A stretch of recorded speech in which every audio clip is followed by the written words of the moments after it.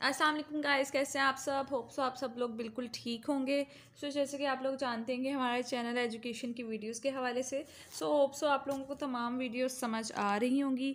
आज जो टॉपिक हमने पढ़ना है ये है क्लास 12th की बायो की बुक का chapter number 21 development and ageing में से फेडरल बोर्ड की बुक में से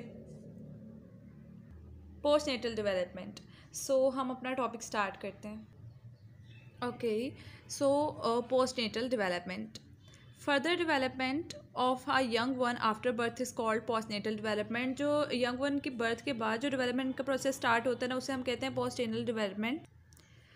Stages अब हमने पढ़नी है stages of postnatal development. The first 5 stages of postnatal development are, पहले हमने 5 stages डिस्कस करनी है, तो स्टार्ट करते हैं। पहली है neonatal, then infancy, then childhood, then adolescence और puberty, then adulthood और maturity.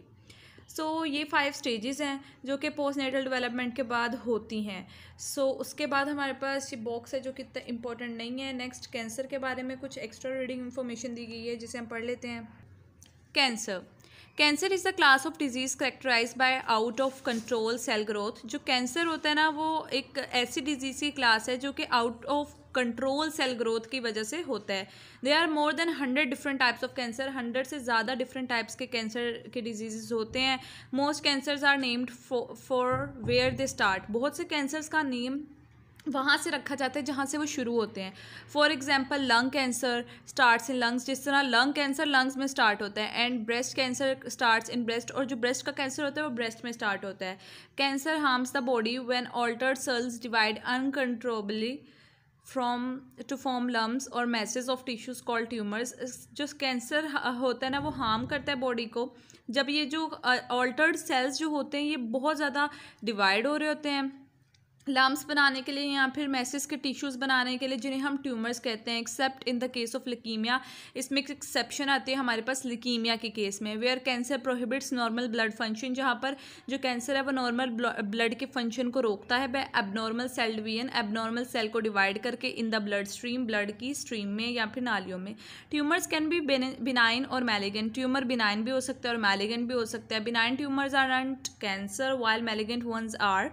Benign tumour basically cancer नहीं होता, जबकि मैलिगेंट ट्यूमर कैंसर होता है। Cells from malignant tumours can invade nearby tissues. जो मैलिगेंट ट्यूमर्स में सेल्स होते हैं ना, वो अपने आसपास के सेल्स को इफ़ेक्ट कर रहे होते हैं, अटैक कर रहे होते हैं। They can also break away and spread to other parts of the body. ये इस तरह फैल भी जाता है और दूसरी बॉडी के पार्ट्स को भी इफेक्ट करने लग जाता है। The spread of cancer from one part of the body to another is called metastasis. और ये जो ये जो बॉडी में कैंसर की स्प्रेड होती है ना, एक पार्ट से बॉडी के लेके दूसरे तक, इसे हम कहते हैं मेटास्टेसिस। ठीक है, it is the serious condition. ये एक बहुत सीरियस कंडीशन होती है।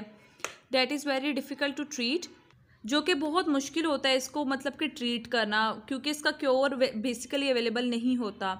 Cancer is often treated with some combination of radiotherapy.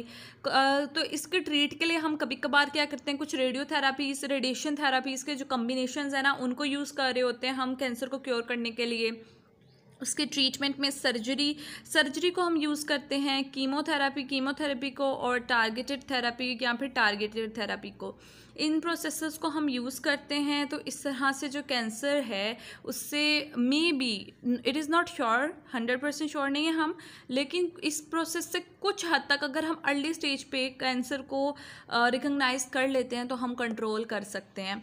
Hope so आप लोगों को ये टॉपिक समझ आया होगा। नेक्स्ट टॉपिक इंशाल्लाह हम डिस्कस करेंगे अगली वीडियो में। तब तक अपना ख्याल रखें। अल्लाह हाफिज़।